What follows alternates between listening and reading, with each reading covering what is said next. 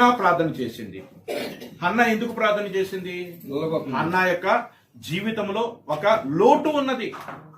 ఆ లోటును బట్టి ఆమె నిందింపబడుతుంది. ఎవరి చేత నిందింపబడుతుంది? తన యొక్క సవతి అయినటువంటి మరి పెనిన్నా ద్వారా హన్నా ఏమి చేయబడుతుంది? నిందించబడుతుంది. ఆమె అనుదినము కూడా తన మాటల చేత ఏం చేస్తుంది? గాయపరుస్తూ ఉన్నది. మొదటి సమూయేలు గ్రంథము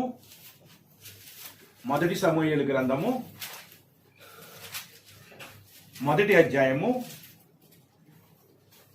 5-6 వచనాలను చూసినట్లయితే, హన్నా తనకు ప్రియముగా ఉన్నందున ఆమెకు 2 మార్లు ఇచ్చుచూ వచ్చెను. ఎవరు? అతని భర్త అయినటువంటి ఎల్కానా హన్నాకు బాగా ప్రేమించి హన్నాకు ప్రతి దానిలో కూడా 2 పాళ్ళు ఇస్తూ వచ్చాడు. యెహోవా ఆమెకు ఏం లేకుండా చేశాడు? సంతు లేకుండా చేశాడు. ఆమెకి సంతు లేకుండా చేయటం వలన యెహోవా ఆమెకు సంతు లేకుండా చేసి ఉన్న హేతువును బట్టి ఆమె వైరియగు పెనిన్నా ఆమెను విసికించుటకై ఆమెకు కోపము పుట్టించుచూ వచ్చాడు. ఏం చేస్తుందంట? ప్రతిదినము కూడా సూటిపోటి మాటలతో పొడుస్తూ ఉన్నది, కోపం పుట్టిస్తుంది. ఆమెను విసిగిస్తూ ఉన్నది, కోపం పుట్టిస్తూ ఉన్నది. అలా విసిగిస్తున్నప్పుడు, కోపం పుట్టించినప్పుడు ఆమె తన యొక్క వైరి అయినటువంటి పెనిన్నా మీద ప్రతీకారం చేయలేదు. ఏం చేసింది చూడండి. 15వ వచనం, హన్నా అది కాదు నా ఏలినవాడ, నేను మనోదిక్కము గలదానై ఉన్నాను. నేను ద్రాక్షారసమునైనను మద్యమునైనను పానము చేయలేదు, కానీ నా ఆత్మను యెహోవా సన్నిధిలో కుమ్మరించుకొనిచున్నాను. నీ సేవకురాలైన నన్ను పనికిమాలిన దానిగా ఎంచవద్దు. అత్యంతమైన కోప కారణమును బట్టి ఏముందంటే హృదయంలో అత్యంతమైనటువంటి కోపం ఉంది. ఎవరి మీద? తన యొక్క సవతి అయినటువంటి పెనిన్నా మీద ఎంతో కోపం ఉంది. ఆయన ఆ కోపాన్ని ఆమె మీద చూపించలేదు. ఆ కోప కారణాన్ని బట్టి ఎవరి దగ్గరికి వెళ్ళింది? దేవుని దగ్గరికి వెళ్ళి దేవుని ఎదుట ఏమని చేస్తుంది?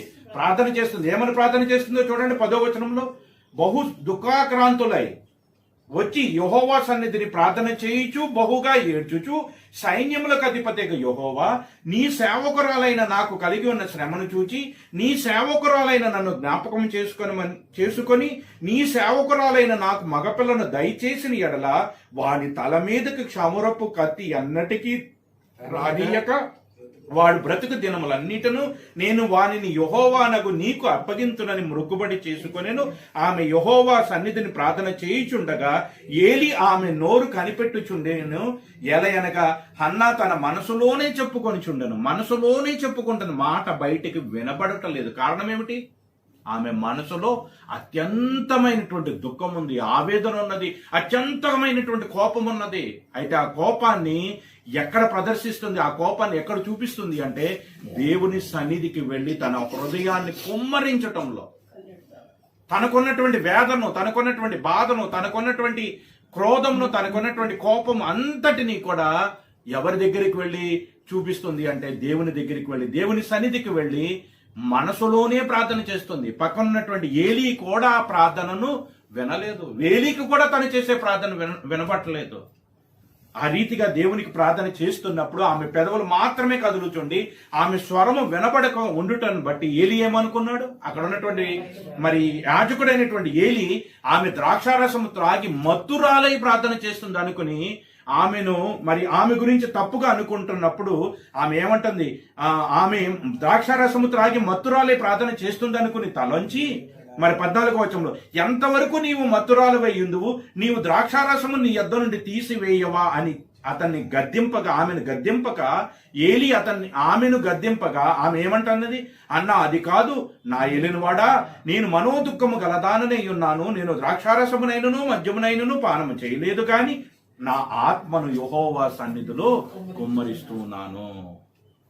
తనకున్నటువంటి అవసరత, తనకున్నటువంటి నింద, తనకున్నటువంటి అవమానం, తన యొక్క సవతి తనను ఎంతగా విసిగించినా, ఎంతగా ఆ కోపము రేపుతున్నా ఆ కోపమును బయటికి ప్రదర్శించకుండా విసిగి చెంది ఆమె మీద కత్తులతోనూ మాటలతోనూ యుద్ధం చేయక ఆమె ఎక్కడికి వెళ్ళింది? దేవుని సన్నిధికి వెళ్ళింది. దేవుని సన్నిధికి వెళ్ళి దేవుని సన్నిధిలో తన యొక్క హృదయాన్ని కుమ్మరిస్తుంది. అత్యాసక్తితో దేవుని సన్నిధిలో ప్రార్థన చేస్తుంది. ఈరోజు మన జీవితాల్లో ఈ హన్నా యొక్క జీవితం ద్వారా నేర్చుకోవాల్సింది ఏమిటి అంటే, మనల్ని ఎవరు దూషించినా, మనల్ని ఎవరిని నిందించినా, మనకు దేవుని నామమును బట్టి కష్టములకు గురి చేస్తున్నా మనం వారి మీద ప్రతిదాడి చేయటం, వారిని దూషించటం, వారిని మాటల యుద్ధం చేయటం కాదు. కానీ మనకు కలిగిన వేదనను బట్టి, ఆవేదనను బట్టి దేవుని సన్నిధిలోకి వెళ్ళి ఏం చేయాలా? మన హృదయాన్ని హన్నా కుమ్మరించినటువంటి రీతిగా కుమ్మరించి అత్యాసక్తితో దేవునికి ప్రార్థన చేస్తే హన్నా ప్రార్థన విన్నటువంటి దేవుడు మన ప్రార్థన కూడా వింటాడు. ఇప్పుడు మనల్ని దూషించే వారి కోసం, మన మీద నేరం మోపేటువంటి వారి కోసం మనము నేరము మోపకుండా ప్రార్థన చేయాలి. ఇందుకు ముందు మనం విన్నాం, మనల్ని హింసించే వారి కొరకు ప్రార్థన చేయండి. ఏమని ప్రార్థన చేయాలి? వారు మారు మనసు పొందాలి. నన్ను వారు దూషించినటువంటి కారణమును బట్టి శిక్షకు వారు గురి కాకూడదు. వారు కూడా మారు మనసు పొందాలి, వారు కూడా రక్షింపబడాలి, వారు కూడా నీ ప్రేమకు పాత్రులై ఉండాలి, వారు కూడా నీ కృపకు పాత్రులై ఉండాలని మనం ప్రార్థన చేయాలి. అదే సందర్భంలో మనము మరి హృదయాన్ని దేవుని సన్నిధిలో కుమ్మరిస్తే హన్నా ప్రార్థన విన్న దేవుడు మన ప్రార్థన కూడా వింటాడు. ఆయన పక్షపాతి కాని దేవుడు, ఆయన అందరి ప్రార్థనను ఆలకించేవాడు. అయితే అనుకోవచ్చు మనం ఇక్కడ, మరి హన్నా వలె మనము అంత నీతిమంతులమా అని కూడా అనుకోవచ్చు. ఒక్కొక్కసారి మన ఆసక్తి దేవునికి ఇష్టానుసారముగా ఉంటే మన నీతిని బట్టి కాదు, మన యొక్క ఆసక్తిని బట్టి దేవుడు మన ప్రార్థనకు ప్రతిఫలం ఇస్తాడు. అందుకు చక్కటి ఉదాహరణే నినేవే పట్టణస్థులు. ఏం జరిగింది నినేవే పట్టణస్థులకి? నినేవే పట్టణస్థులు చేస్తున్నటువంటి దుర్మార్గపు క్రియలను బట్టి ఆ దేశము మీదకి దేవుని ఉగ్రత కొమ్మరింపబడబోతుందని ప్రవక్త అయినటువంటి యోనా ద్వారా వర్తమానము దేవుడు అక్కడికి పంపించాడు. ఆ యొక్క వర్తమానము పంపించినప్పుడు అక్కడ ఉన్నటువంటి ప్రజలు ఏం చేశారు? యోనా గ్రంథము 763వ పేజీ, పాత నిబంధనలు 763వ పేజీ, 3వ అధ్యాయము 4వ వచనం నుంచి మనం చూసినట్లయితే, యోనా ఆ పట్టణములో ఒక దిన ప్రయాణమంత దూరము సంచరించుచు ఇక 40 దినములకు నినేవే పట్టణము నాశనమగునని ప్రకటన చేయగా ఆ నినేవే పట్టణపు వారు దేవుని యందు విశ్వాసం ఉంచి, అప్పటి వరకు వాళ్ళకి ఏం తెలియదు, దేవుడెవరో తెలియదు వాళ్ళకి, ఎందుకంటే వీళ్ళు అన్ని జనులు. ఆ దేవుని యందు విశ్వాసం ఉంచి ఉపవాసము చాటించి గనులేమి అల్పులేమి అందరూ గోనె పట్ట కట్టుకొనిరి. ఆ సంగతి నినేవే రాజునకు వినబడినప్పుడు అతడును తన సింహాసనం మీద నుండి దిగి తన రాజవస్త్రములను తీసివేసి గోనె పట్ట కట్టుకుని బూడిదలో కూర్చుండెను. మరియు రాజైన తానును ఆయన మంత్రులను ఆజ్ఞయ్యగా, ఒకవేళ దేవుడు మనసు త్రిప్పుకొని పశ్చాత్తాపుడై మనము లాయకం కాకుండా తన కోపాగ్ని చల్లార్చు కొనును గనుక మనుషులు ఏది పుచ్చుకొనకూడదు, పశువులు గాని ఎద్దులు గాని గొర్రెలు గాని మేత మేయకూడదు, నీళ్లు త్రాగకూడదు. మనుషులందరూ తమ దుర్మార్గములను విడిచి తాము చేయు బలాత్కారమును మానివేయవలను. మనుషులనేమి పశువులనేమి సమస్తమును గోనెపట్ట కట్టుకొని వలను. జనులు మనఃపూర్వకంగా దేవుణ్ణి వేడుకొనవలను. జరిగినటువంటి కార్యం అండి. దేవుడి యొక్క ఉగ్రత ఆ పట్టణం మీదకి రాబోతుందని తెలుసుకొని ఆ దేశంలో ఉన్నటువంటి ప్రజలందరూ, నిజంగా ఒక గొప్ప రాజే ఉన్నాడు అక్కడ, అతడు కూడా తన సింహాసనం మీద నుండి దిగి అతడు గోనెపట్ట కట్టుకొనటం మాత్రమే కాకుండా శాసనమును అక్కడ దేశంలో ఒక శాసనం చేశాడు. ఏమిటా శాసనం? మనుషులందరూ కూడా ఎవ్వరు కూడా ఏమీ తినకూడదు, అందరూ కూడా గోనెపట్ట కట్టుకోవాలి. పశువులు గాని జంతువులు గాని అన్ని కూడా గోనెపట్ట కట్టుకోవాలి. అందరూ కూడా చేయాల్సింది ఒక్కటే. ఏం చేయాలి? ఇప్పుడు ఏం చేయాలి? పరలోకమందు ఉన్నటువంటి దేవునికి ప్రార్థన చేయాలి, ఆ దేవుని పట్ల విశ్వాసం ఉంచాలి, ఆ దేవుని వేడుకొనాలి, ఆయన ఒక మనసు మార్చుకోవాలి. ఆ మనసు మార్చుకొని మన దేశం మీదకి పంపబోతున్నటువంటి ఉగ్రత నుంచి మనలను ఆయన తప్పించాలని మీరందరూ కూడా ప్రార్థన చేయండి అని అందరూ కూడా ఎలా చేయాలి? ఏదో పెదవులతో కాదు, వీళ్ళు చూస్తున్నారని కాదు, చేయకపోతే ఎవరు ఏమనుకుంటారో అని కాదు, మనుషులకు కనబడాలని కాదు, అందరూ కూడా తమ దుర్మార్గాలను విడిచి హృదయపూర్వకముగా దేవునికి ప్రార్థన చేయాలి. అలా హృదయపూర్వకంగా దేవుడు ప్రార్థన చేస్తే వారి ప్రార్థనను దేవుడు విన్నాడు. ఒకసారి ఆలోచించండి, ఈ నినేవే పట్టణస్థులు ఏమన్నా నీతిమంతులా? నినేవే పట్టణస్థులు దేవుని ఉగ్రత నుంచి తప్పింపబడ్డారా? తప్పింపబడ్డారు. దేవుడు నిజంగానే వారి మొర విన్నాడు. దేవుడు నిజంగానే వారి ప్రార్థన విన్నాడు. దేవుడు వారి యొక్క ప్రార్థనను ఆలకించాడు. వారి మీదకి పంపుతాననేటువంటి ఉగ్రతను విముఖుడై తన మనసు మార్చుకొని వారి మీదకు ఉగ్రతను పంపించక పశ్చాత్తాప్తుడై తాను చెయ్యాలనుకున్న కార్యమును చేయక మానేశాడు. కీడు చేయటం మానేశాడు. మరి దేవుడు ఆ రీతిగా కీడు చేయకుండా తన మనసును మార్చుకున్నాడంటే కారణం ఏమిటి? వాళ్ళు ఏమన్నా నీతిమంతులనా? వాళ్ళేమైనా పరిశుద్ధులనా? వాళ్ళు దేవుడు కోరుకునేటువంటి ఇశ్రాయేలనా? అబ్రహాము సంతానమనా? వారి వెనకాల బ్యాక్గ్రౌండ్ ఏంటి? వాళ్ళు నినేవో పట్టణస్థులు, అన్ని జనులు వాళ్ళు ఇంకా ఇశ్రాయేలుకి శత్రువులు వాళ్ళు. అందుకే యోనా ప్రవక్త ఆ దేశానికి వెళ్ళడానికి ఇష్టపడలేదు. ఇప్పుడు భారతదేశము పాకిస్తాన్ ఎలాగైతే ఒక్కటొకటి శత్రు దేశాలో ఆ రోజుల్లో నినేవా అనేటువంటిది మరి ఇశ్రాయేలుకి శత్రు దేశం. ఆ నినేవ పట్టణ ఇశ్రాయేలీలకు అనేకమైనటువంటి శ్రమలు కలగజేశారు. అటువంటి శత్రువులకు ఇప్పుడు దేవుని ఉగ్రత రాబోతుందని ప్రకటించమని నీవు పంపిస్తే నేనెందుకు వెళతానని యోనా దేవుని మాటకు అవిధేయుడే మరొక మార్గంలోకి వెళ్ళాడు. కానీ దేవుని యొక్క సంకల్పం వేరు, దేవుని యొక్క ఉద్దేశం వేరు.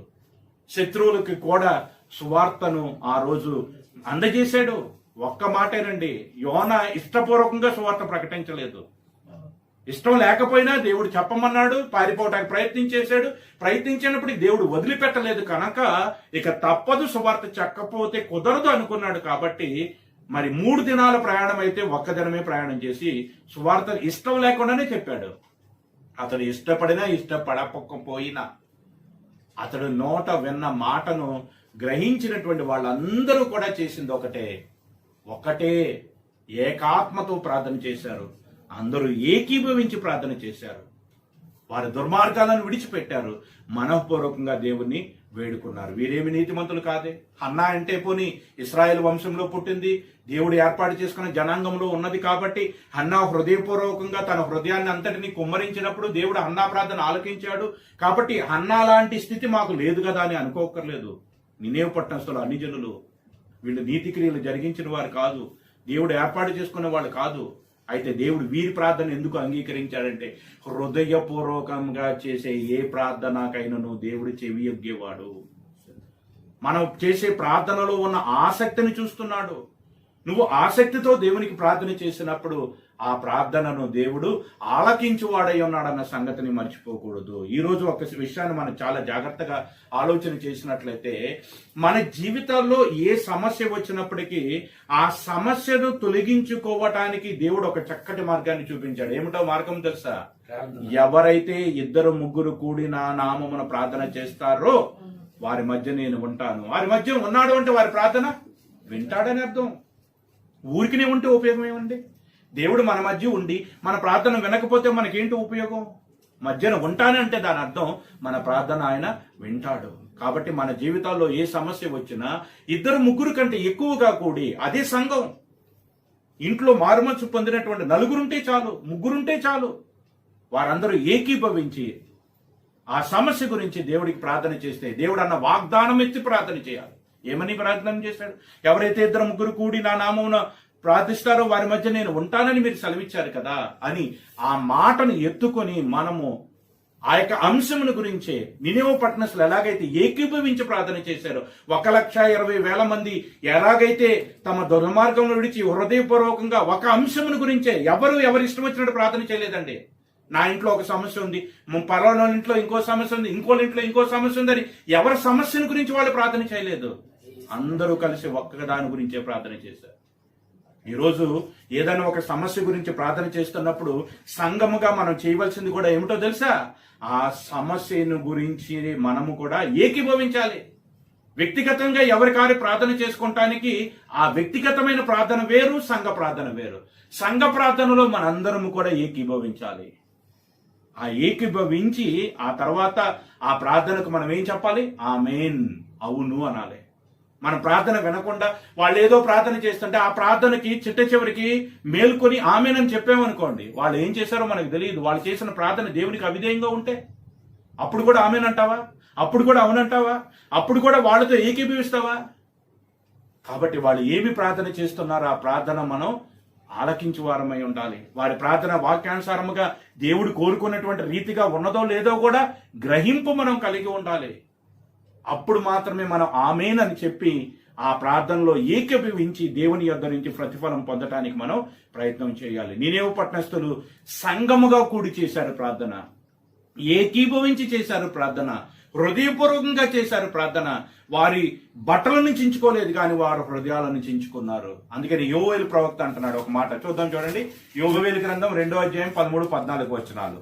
మీ దేవుడైన యెహోవా కరుణా వాత్సల్యములు గలవాడును శాంతమూర్తియు అత్యంత కృపగలవాడునై ఉండి తాను చేయనుద్దేశించిన కీడు చేయక పశ్చాత్తాపపడును.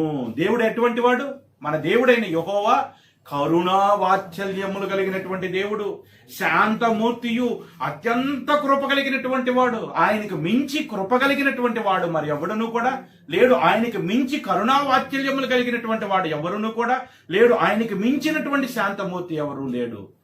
అటువంటి కరుణా వాత్సల్యము కలిగినటువంటి శాంతమూర్తి, అత్యంత కృప కలిగినటువంటి ఆ దేవుడు చేయనుద్దేశించిన కీడు చేయక పశ్చాత్తాపపడతాడు కూడా. పడ్డాడా? నినేవు పట్టణస్థుల కాలంలో, నినేవు పట్టణస్థుల విషయంలో దేవుడు పశ్చాత్తాప పడ్డాడు. కాబట్టి ఎప్పుడైనా మన యొక్క జీవితాలలో ఏదైనా ఒక కీడు సంభవించబోతుంది అని దేవుడు హెచ్చరిక చేసినప్పుడు ఆ కీడును బట్టి దేవుడు పశ్చాత్తాపడి ఆ కీడును తప్పించడానికి కూడా ఆయన సమర్థుడు. అందుకని అంటున్నాడు, వాళ్ళకి చేయాలనుకునేటువంటి చేయనుద్దేశించిన కీడును చెయ్యక పశ్చాత్తాప పడును కనుక. ఎప్పుడు పశ్చాత్తాప పడతాడు? ఎప్పుడు పశ్చాత్తాప పడతాడు? పెదవులతో చేసే ప్రార్థన, ఉపవాసాలతో చేసే ప్రార్థన, ఏమండి మరి ఉదయం నుంచి సాయంకాలం చేసే ప్రార్థన వల్ల దేవుడు పశ్చాత్తాప పడ్డాడు. ఎప్పుడు పశ్చాత్తాప పడతాడు? మన యొక్క వస్త్రములను కాకుండా మన హృదయాలను చించుకుని, అనగా మన హృదయాలను కుమ్మరించాలి. హన్నా చేసింది అదే. అన్న గంటల ప్రార్థన చేయలేదు. అన్న ఉపవాసాలుండి ప్రార్థన చేయలేదు. అన్న కొన్ని రోజుల నుంచి ఏదో వారాల ప్రార్థనలు ఆ రీతిగా చేయలేదు. ఒక్కటే ప్రార్థన, ఏమిటి? హృదయపూర్వకమైనటువంటిది. తన హృదయాన్ని అంతటినీ కూడా దేవుడు సన్నిధిలో కుమ్మరించింది. నినేవు పట్టణస్థులు చేసింది అదే. అందరూ కూడా మనఃపూర్వకంగా దేవుని సన్నిధిలో ప్రార్థన చేశారు. ఈరోజు కూడా మనము కూడా అదే హృదయపూర్వకంగా దేవుని పట్ల విశ్వాసం ఉంచి, దేవుని పట్ల నమ్మకం ఉంచి మనం హృదయపూర్వకంగా మనఃపూర్వకంగా ప్రార్థన చేస్తే వారి ప్రార్థన విన్నటువంటి దేవుడు మన ప్రార్థనను కూడా తప్పక వింటాడు. ఆయన పక్షపాతము లేనివాడు. అందుకని అంటున్నాడు, మీ యొక్క వస్త్రములను కాక మీ హృదయంలోని చింపుకొని ఆయన తట్టు తిరుగుడి. ఒకవేళ ఆయన మనసు త్రిప్పుకొని పశ్చాత్తాపడి మీ దేవుడైన యెహోవాకు తగిన నైవేద్యమును పానార్పణమును మీకు దీవెనగా అనుగ్రహించును. దేవుడు మనకు రాబోతున్నటువంటి శాపాన్ని దీవెనగా మార్చాలి అంటే మనం చేయవలసింది ఏమిటి? మనము కూడా హృదయపూర్వకంగా మనము దేవునికి ప్రార్థన చేయాలి.